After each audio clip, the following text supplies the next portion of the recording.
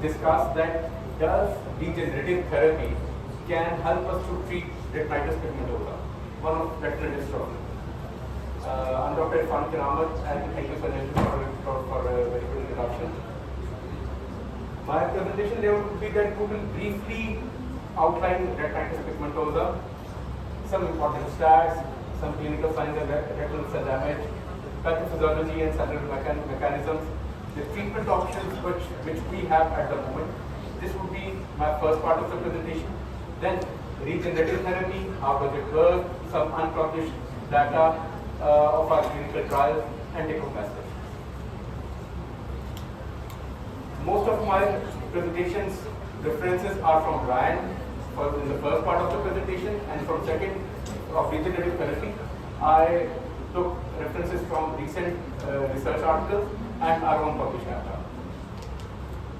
So, retinitis pigmentosa was first described by Donners in 1855. It is disease of a vascular leakage and increased permeability of vessels, which give rise to certain like macular edema and other clinical findings.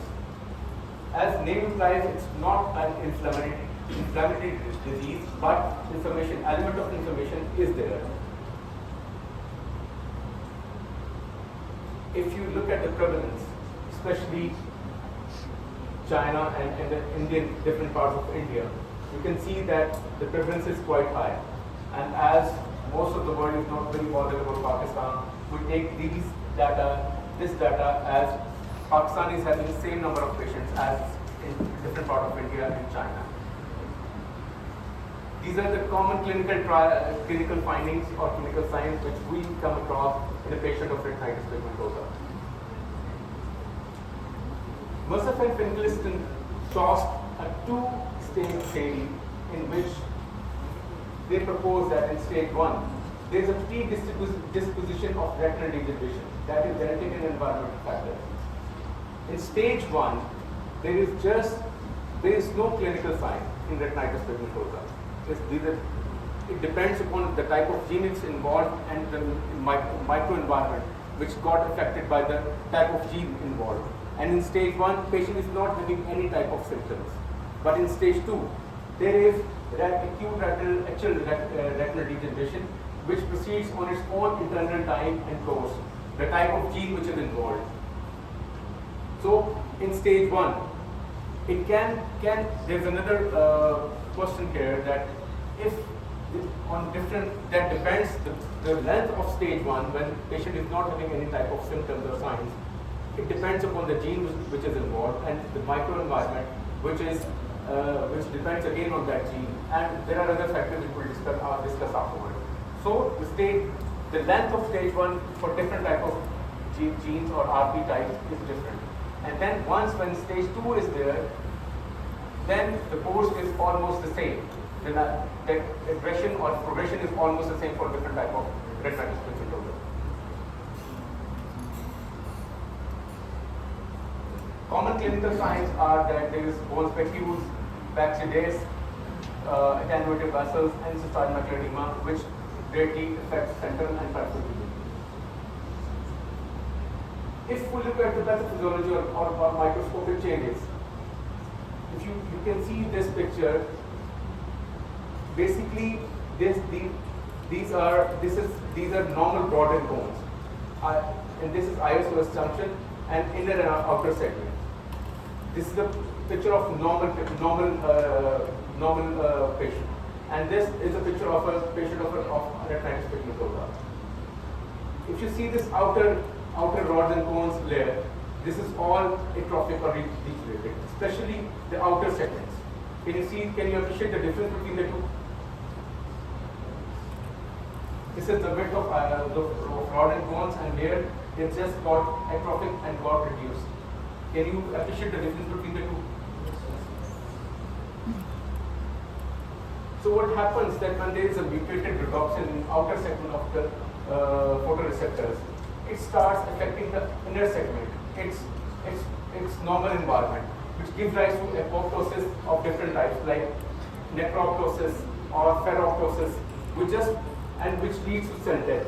And once the cell is dead, it gives rise to its symptoms of like night blindness, field defects, difference in problem in color vision, and so forth and so on. The treatments which are available at the moment, that the patient needs good refraction, treating macular edema if it's there, cataract surgery, low vision aid, dietary supplements, and we should always, retinitis pigmentosa patient should never be said that there is no treatment for it. We have to reassure the patient, and we have to keep him along so that there is a hope of vision should be there.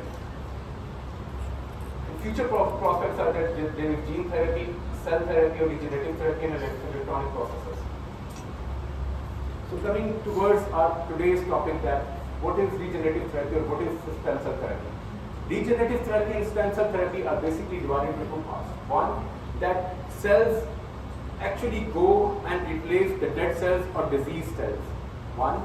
Second, cells or extracts of cells goes there in the disease part, and they provide certain important molecules or enzymes or proteins or exosomes, or we call them growth factors, that create that or improve that environment, which were we talking about in stage 1, which was taught by Nassif and Finkelstein, that if we improve that environment, we can slow down the disease process.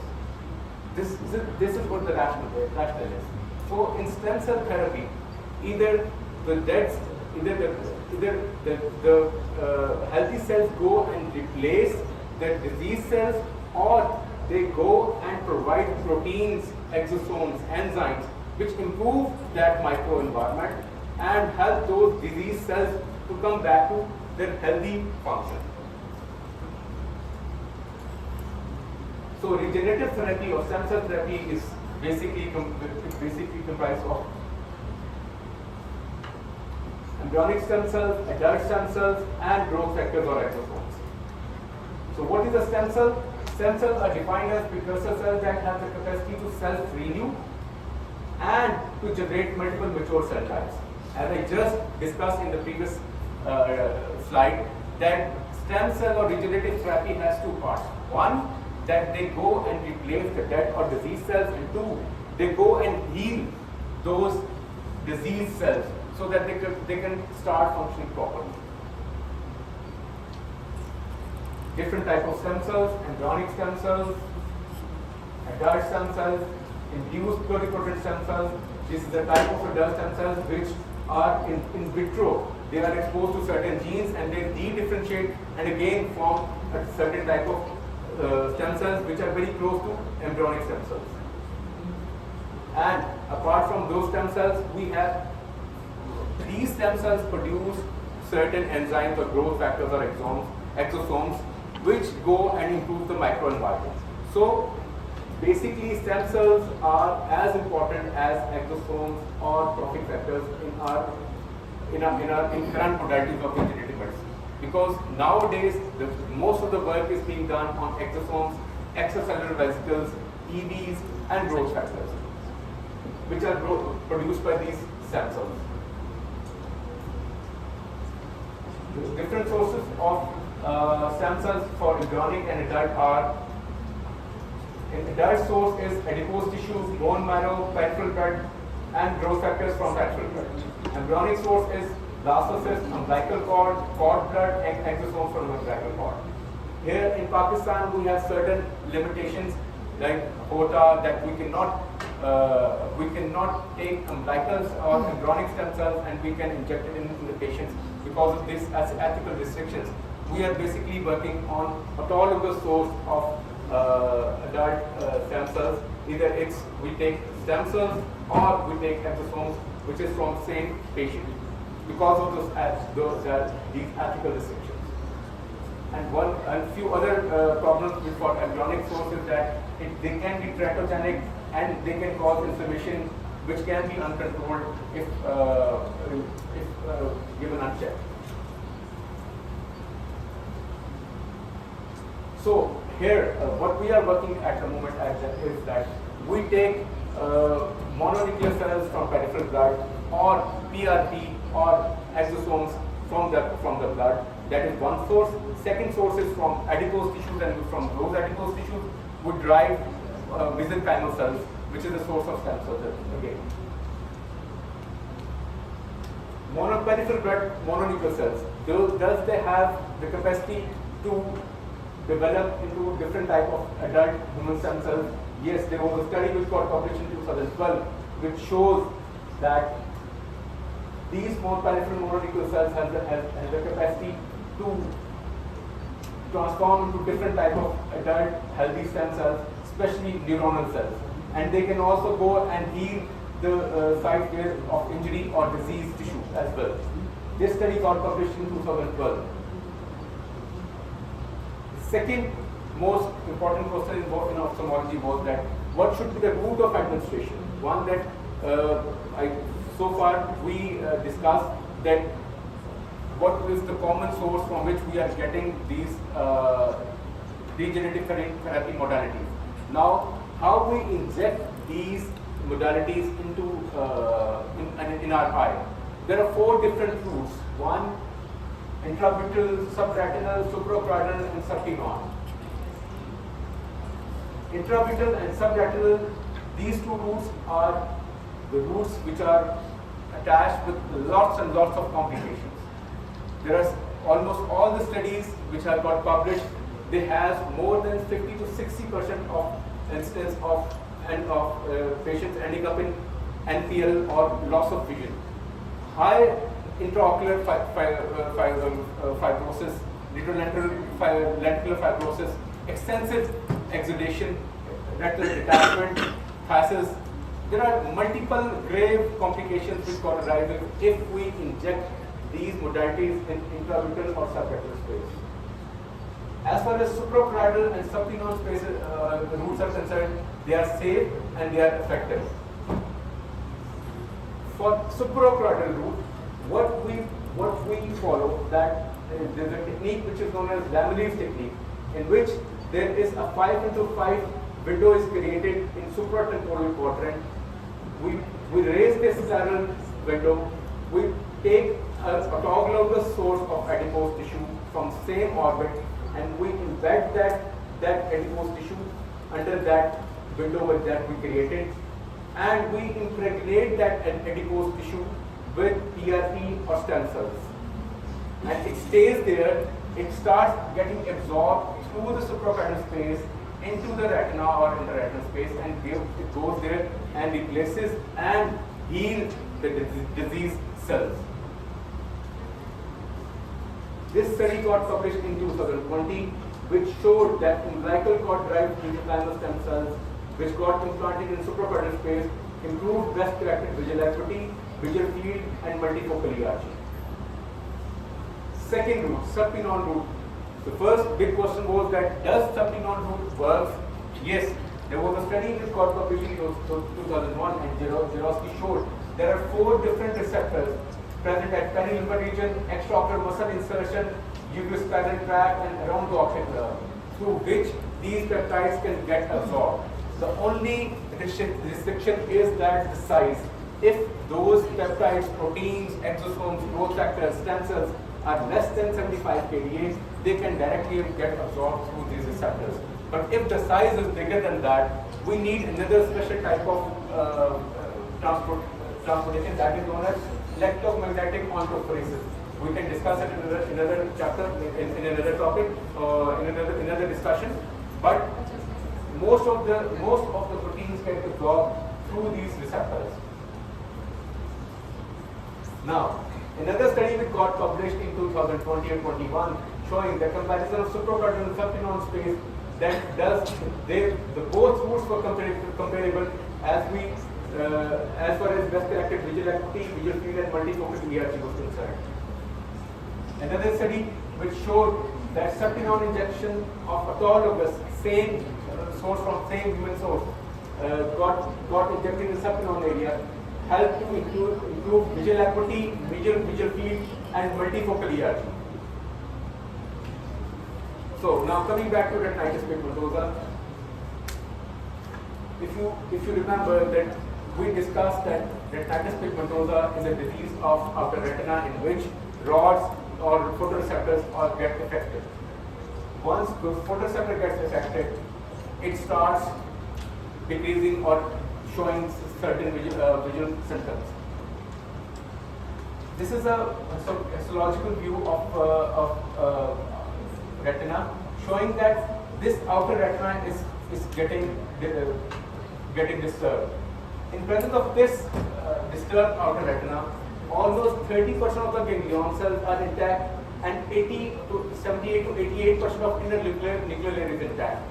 So, if the outer retina starts functioning again, the inner retina is already healthy to a certain stage or to a certain limit. And if we improve the microenvironment of this area, and if we prolong that stage 1, which Musaf and Finkelstein proposed, then this RPE or retinitis pigmentosa findings can be prolonged. If this cannot be treated, at least it can be prolonged or slowed down to a certain limit. Another thing which was proposed, that before apoptosis, these rod and cones goes into a dormant phase.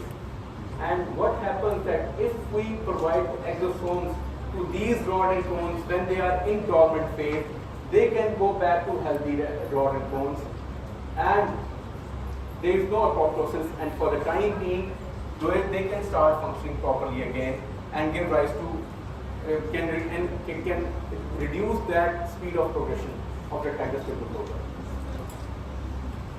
So, what we did that we performed 2 to 3 different studies in which we injected patients in subtenon area, growth factors or PRP, exosomes, and third was mononuclear cells from peripheral blood. Our first study was that we have to prove that there is a safety profile for these different regenerative modalities, and this data is still unpublished. That we want to publish this year. For exosomes, we have a sample size of almost 50 patients. For PRP, it's more than almost 200 patients. And for mononuclear cells, it's a bit costly.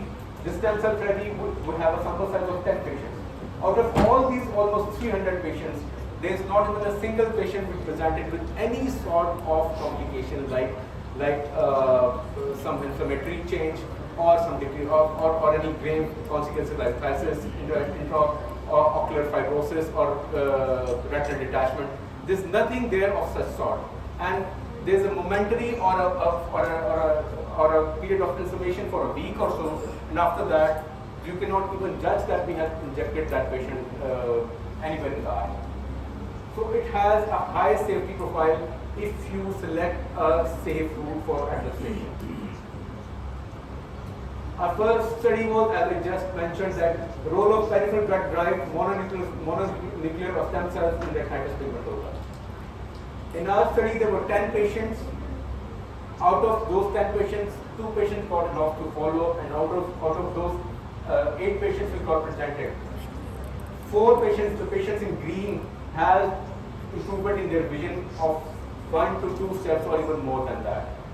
4 patients didn't show any improvement, and there was no question of any sort of complication in any patient which we studied. So the results were almost 50%, which were encouraging. Our second study showed that this was about the effect of peripheral blood-derived growth factors or PRP in patients of retinal dystrophies and optic nerve pathology. What we did that more than 15 to 20% patients were studied of Stargardt disease, of retinitis pigmentosa, of primary open-angle glaucoma, normal tension glaucoma.